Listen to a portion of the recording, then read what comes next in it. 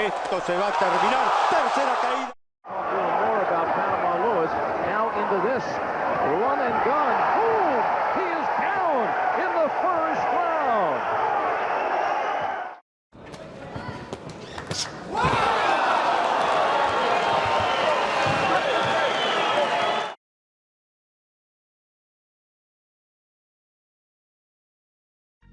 On August 20th, 2022, Ruben Torres and Julio Baez met in a scheduled 10-round lightweight bout. Main event here, Thompson Boxing in Corona. The fight started at a fast pace, and both fighters visited the canvas in round two. Oh, Torres clap hook. Whoa! You guys are just gonna low haymakers, huh? Oh, this is a Torres. Touch. About midway through round 7, Torres dropped Baez to the canvas for the second time. Learning what they got left in the tank. Yeah. When Baez got up, he complained to the referee that he fell after their feet were tangled up. However, Baez forgot the #1 rule of boxing, which is to protect yourself at all times, and he was blasted with a deadly left hook to the head. Oh my God! Oh my goodness! Ruben Torres! What was that? Knocking out Baez! Holy smokes! Wow! Wow! That's some Jack Dempsey stuff right there. That was ruthless. That was ruthless. Oh my God! That's one of the short. On September 25, 1993, 20-year-old David Tua faced Rick Honeycutt in his 9th professional fight. The young and explosive Tua applied constant pressure to outwork his opponent from the get-go before dropping him with a nasty body shot later in round 1. Then, in the second round, Tua connected with a vicious left hand that flattened Honeycutt.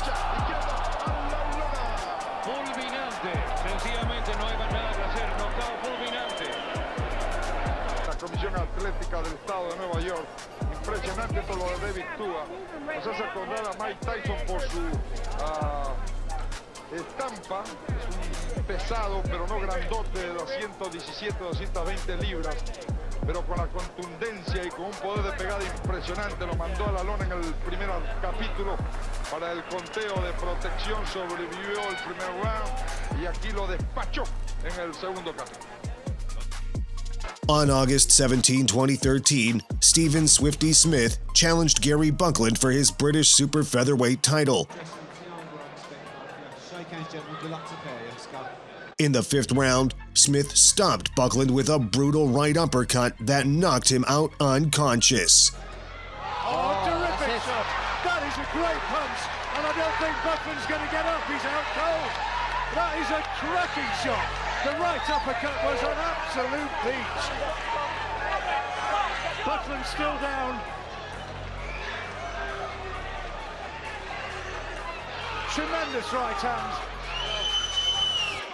I think Stephen Smith can have thrown a better punch. On August 9, 2014, light welterweight world champion Danny Garcia squared off against Rod Salka in a non-title bout. Garcia stalked his opponent from the opening round and eventually dropped him 3 times in round 2 with a 3rd knockdown, ending the fight. Otra vez, muñeco entrando duro. Esto se va a terminar. Tercera caída. Tiraron la toalla. El referí decía no va más. Tremendo knockout.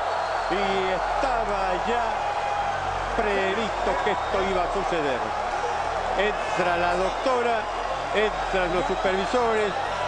Dani García, victorioso con un tremendo knockout técnico porque el referí ni siquiera tuvo que contar. Preocupadísimo enseguida. Undefeated British Tommy Fletcher faced Jerzy Krejci in his 3rd professional bout on the undercard of the Zach Parker vs. John Ryder card on November 26, 2022. Fletcher made short work of his opponent, knocking him out cold in the opening round with a vicious left uppercut. Tommy Fletcher, it's a nice tight guard so far. Oh, that's a massive shot. That is a massive shot.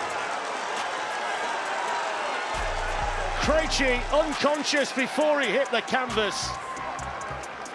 And the referee, Marcus McDonnell, immediately waving the action off, and straight away the medical team into the ring here at the O2 Arena.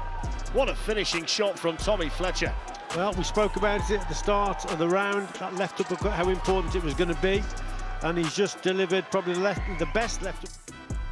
On November 25, 1997, Shane Mosley made the first defense of his IBF lightweight title against Mexican Manuel Gomez.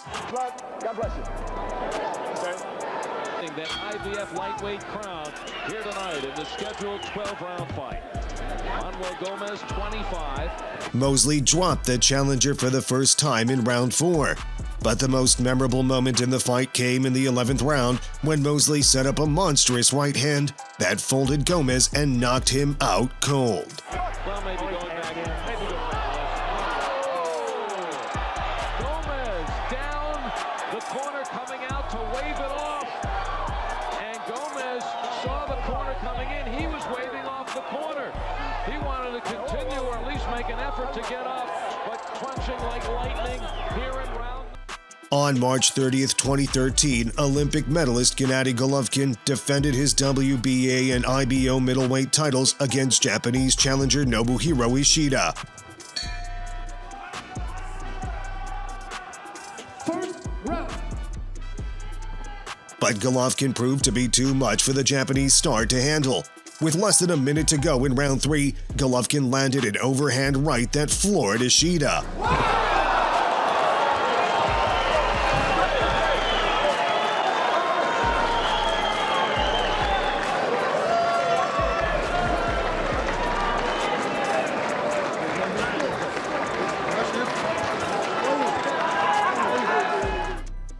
On September 25, 2004, Roy Jones challenged IBF light heavyweight champion Glenn Johnson for his title.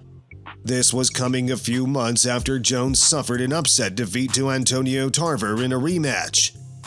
Johnson dominated the fight from the opening round and controlled the pace of the action. More aggressive to try to take the fights and not hope to get them.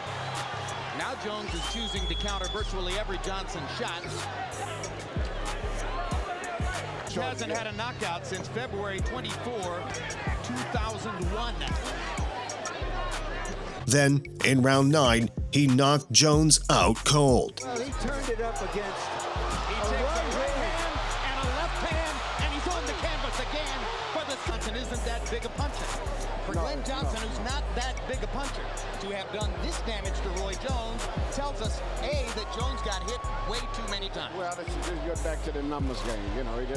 Johnson was permitted to throw so many punches, and even if you have a low percentage, you sooner or later got to start landing.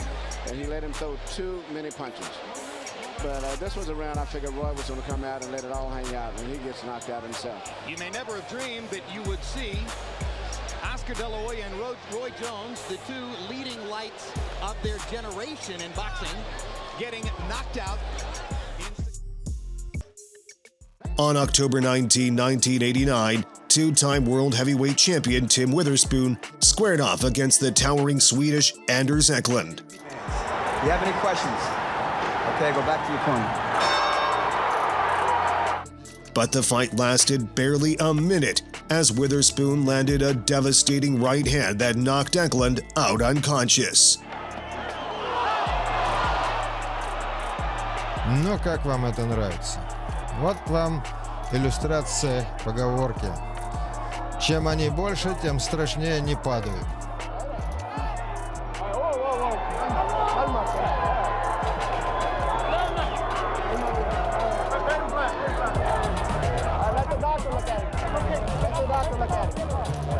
Никто не ожидал такого исхода. Это был длинный правый кросс.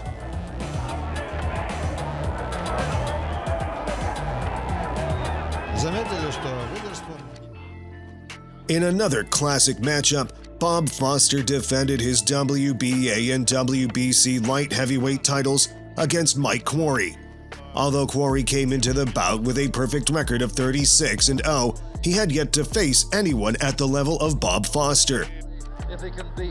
Уже во втором раунде. Поэтому The hard-hitting Foster caught Querrey with a devastating left hook that dropped him in round 4. Молоток просто работает, отодвинул, пробил, баба! И... Что это будет? Ну, то, что Кори не собирается подниматься и не готов, и не может это сделать, это очевидно. Вот так, кстати, делать нельзя. Вот по всем современным методикам вот этого делать ни в коем случае нельзя. Хорошо с его соперником, поэтому подходит выяснить, в чем дело. Arturo Gotti made his professional debut at the age of 19 in 1991. For his second professional fight, he faced Luis Melendez in a scheduled 4-round bout in the featherweight division. Was in prison for 2 years. Criminal charge. The fight started at a fast pace as Melendez charged quickly at Gotti, but Gotti needed only 19 seconds to turn the lights out on his opponent. Run and gun. Boom! He is down in the first round. And it is over. Luis Melendez goes one-on-one against Arturo Gotti. And Gotti with his second knockout in 2 fights. And the first round knockouts continue at the Blue Horizon. There must be a full moon tonight. Smashing right hand from Arturo Gotti. Power in that right hand. He's only had 1 fight, now 2. Both of them KOs. Which one of these knockouts is the most memorable for you? Let us know your answer in the comments below. And don't forget to like this video and hit the subscribe button for more interesting videos like this one.